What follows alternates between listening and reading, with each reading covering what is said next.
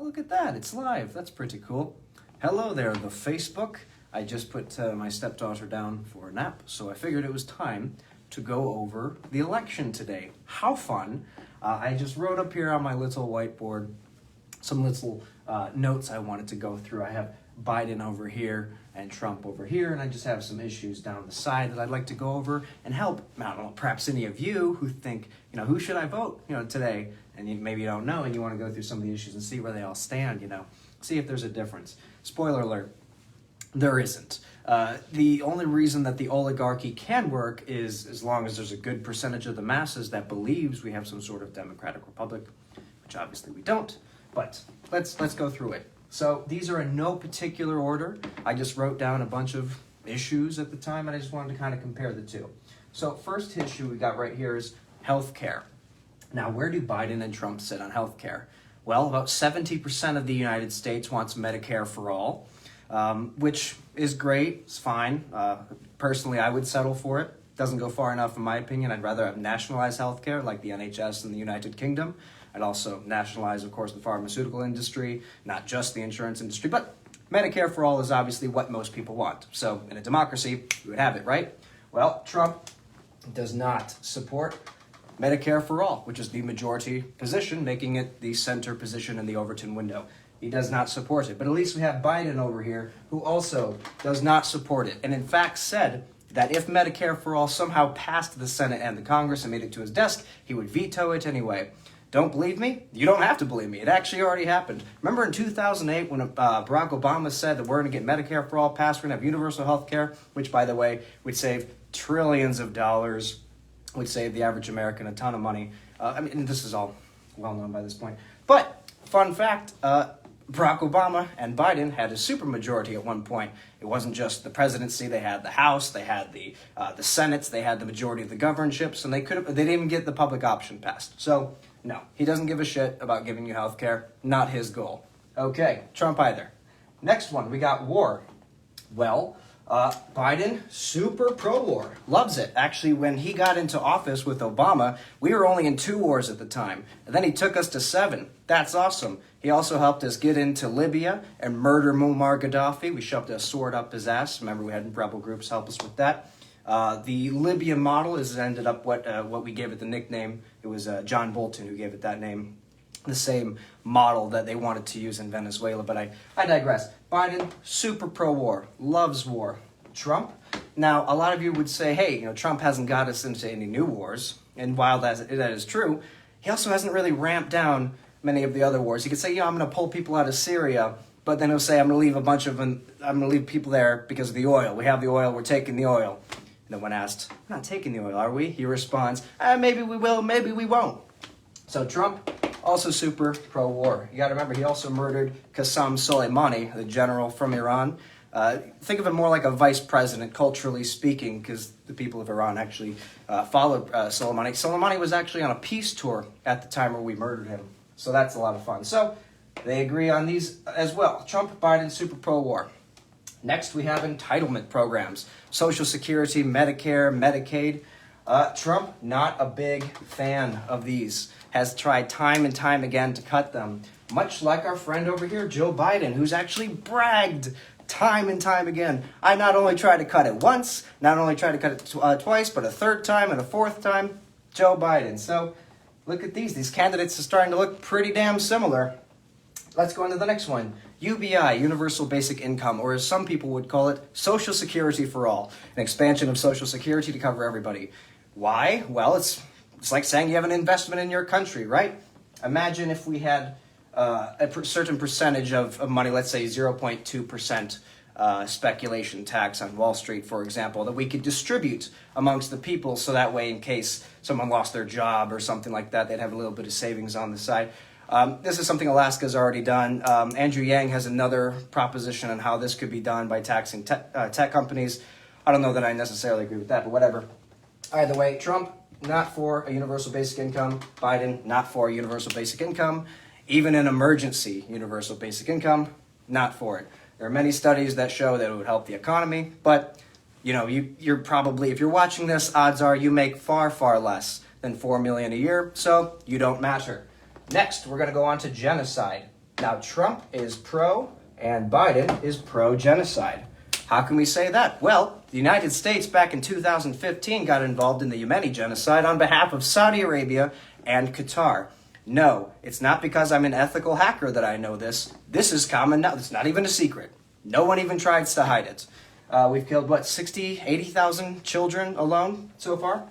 So Biden and Obama started that in 2015. That has continued under Trump, has made no efforts to stop it, both pro-genocide. So far, we haven't found a single difference yet, but I swear, if we keep going, we'll find one.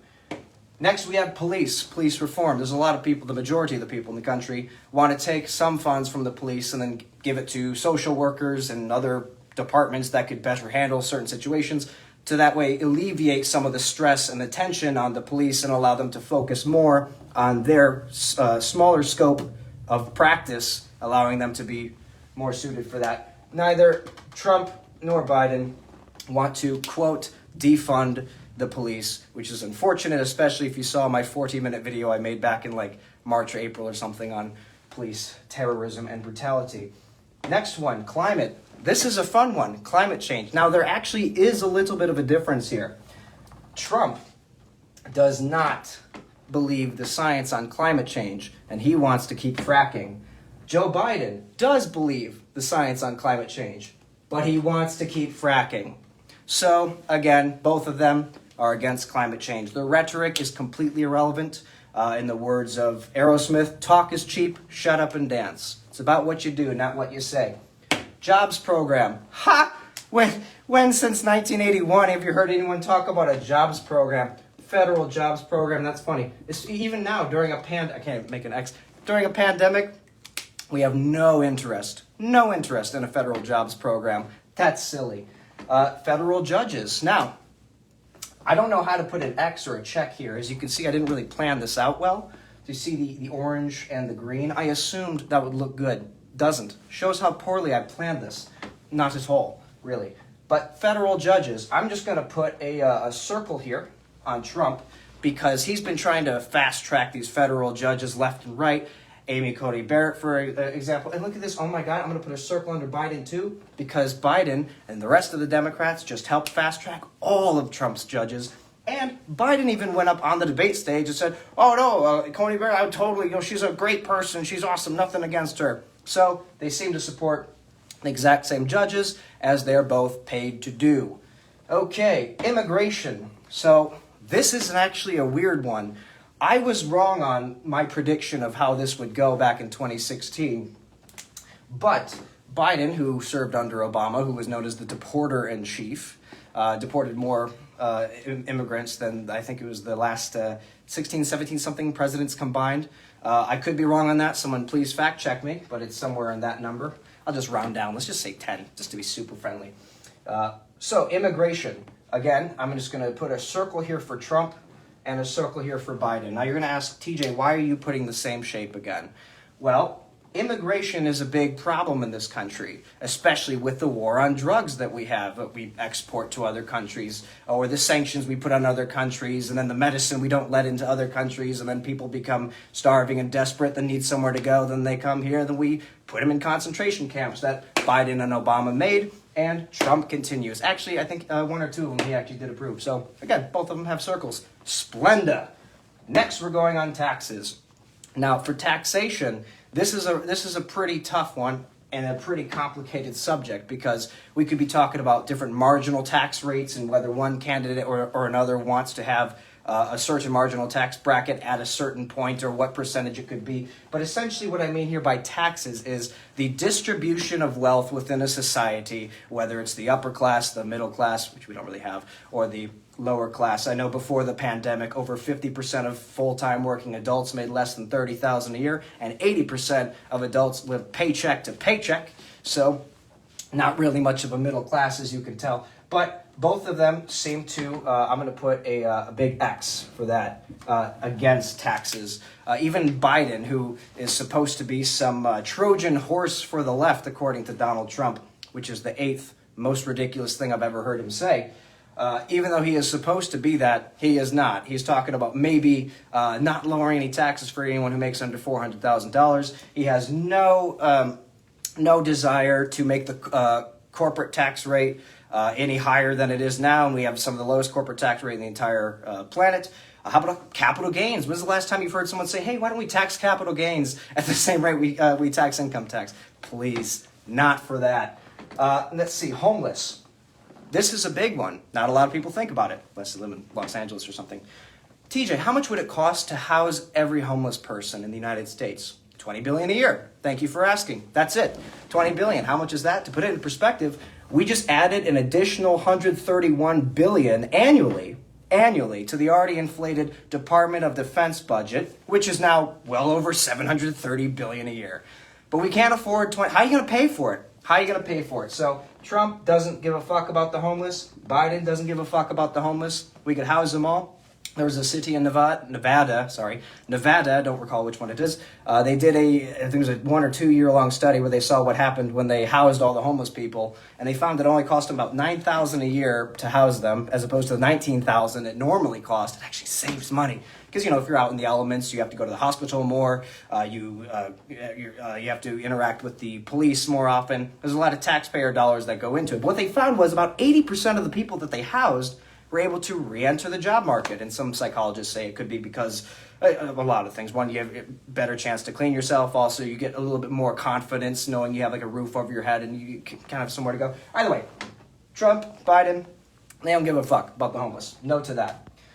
Next one, Intel opposition. Now, I put Intel in quotation marks, obviously referring to the CIA, the NSA, and the FBI, or as some people call them, the deep state, which is nice. Deep state's 2 syllables, whereas the intelligence community is 9. So look at all of those seconds you save. But what I mean by opposition, obviously the CIA, the NSA, or as I call them, the National... I'm not going to go into that. But I call them skiddies.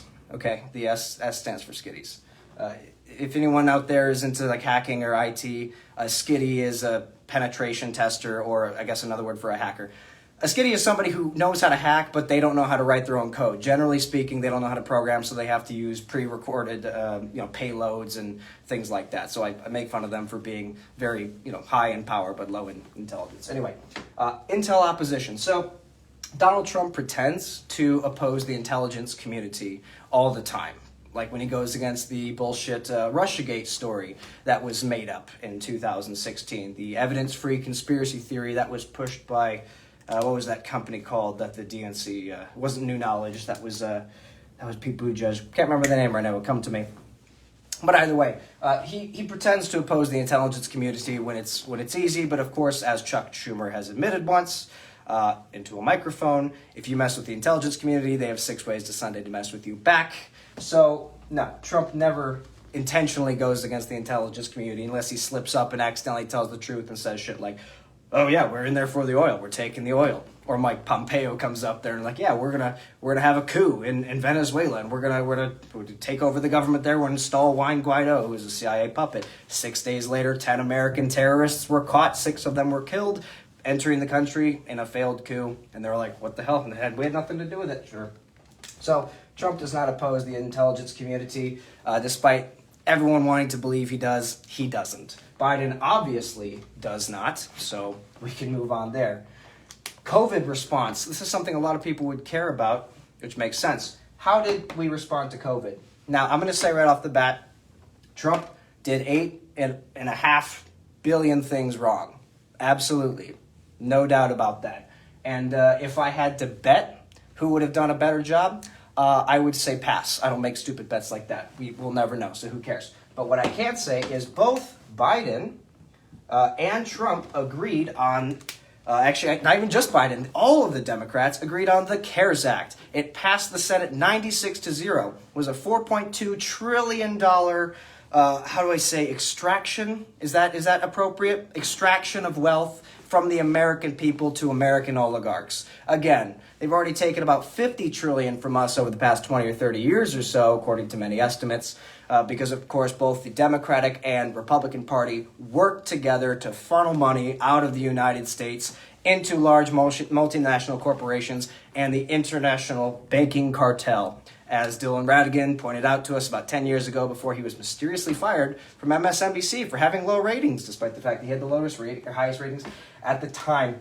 Third to last one, I know this is long. Actually, I don't know this is long. I haven't really been paying attention at the time. Overton window.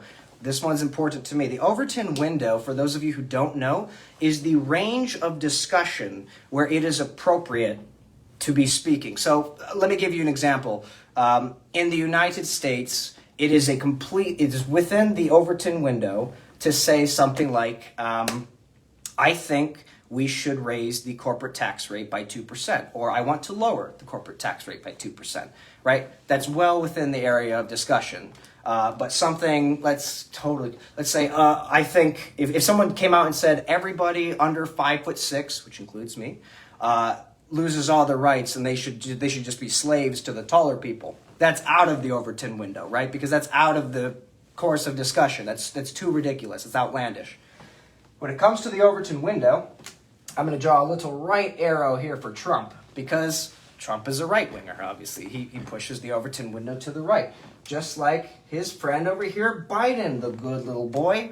What will happen if and when, probably, Biden ends up winning the election? Well, let me take a guess, and by guess, I'm going to tell you what happened in 2008, and let's see if it happens again.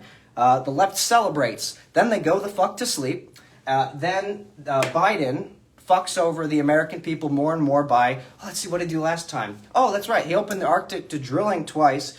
He ordered cops to crack the heads of peaceful protesters during Occupy Wall Street from coast to coast, as well as at Standing Rock. That's a lot of fun. Again, got us from 2 wars to 7.